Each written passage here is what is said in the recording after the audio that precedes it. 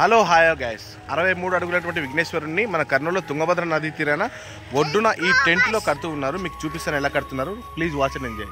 Kondareddy bridge నుంచి స్ట్రైట్గా రాగానే డెడ్ ఎండ్లో మీకు ఇలా కనపడుతుంది. ఇక్కడ ఉంది కదా ఆర్చి, అలా స్ట్రైట్గా రాగానే ఇక్కడ వచ్చేసి చాలా అద్భుతమైనటువంటి లొకేషన్ ఉంటుంది.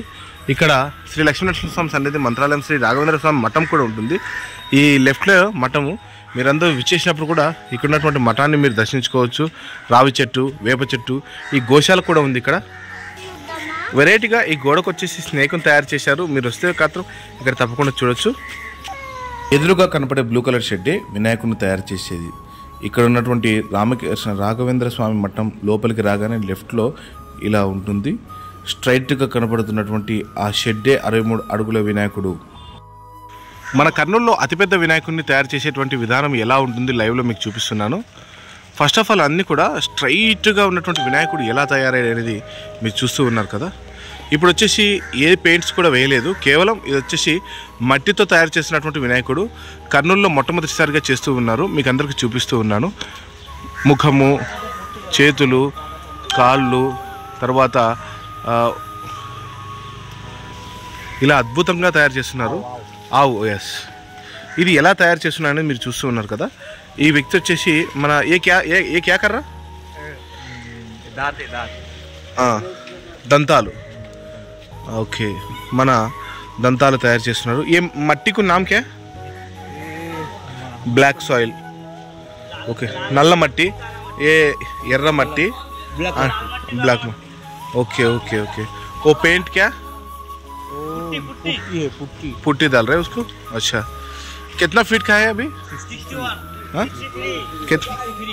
63 फीट. इधर फर्स्ट टाइम है ना इधर?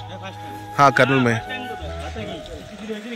63 అడుగుల ఉన్నటువంటి మన వినాయకుడిని తయారు చేసే విధానం ఇది మీరు చూస్తూ ఉన్నారు కదా. మీకు కనుక ఈ వీడియో నచ్చినట్లయితే లైక్ చేయండి, షేర్ చేయండి, కామెంట్ చేయండి. ప్రస్తుతం ఇది వచ్చేసి అండర్ వినాయకుడిని తయారు చేసేటువంటి విధానం. ఆఫ్టర్ వినాయక నిమజ్జనం అయిపోయిన తర్వాత మా కర్నూలులో 9 రోజులకి నిమజ్జనం అయిపోతుంది. అప్పుడు నీటితో మొత్తం కూడా కడగడం జరుగుతూ ఉంది ఫ్రెండ్స్.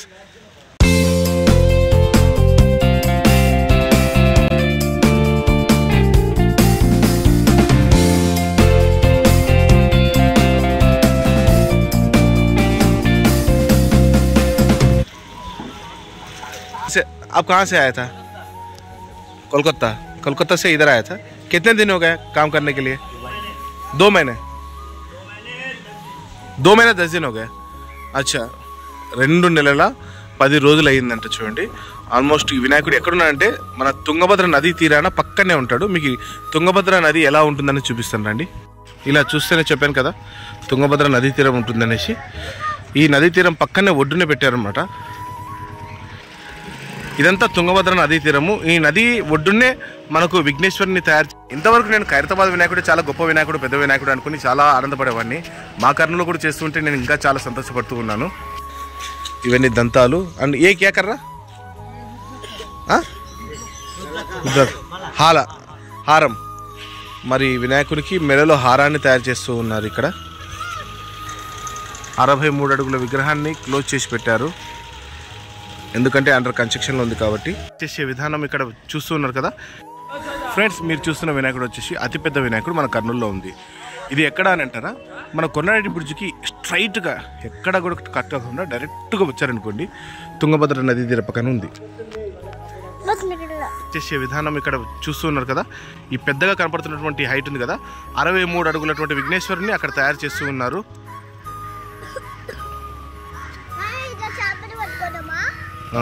ఓకే ఫ్రెండ్స్, మీకు వినాయకుడిని చూపించాను కదా, 63 అడుగుల వినాయకుడిని. మీకు నచ్చినట్లయితే లైక్ చేయండి, షేర్ చేయండి, కామెంట్ చేయండి. కొత్త వాళ్ళైతే సబ్స్క్రైబ్ చేసుకోండి.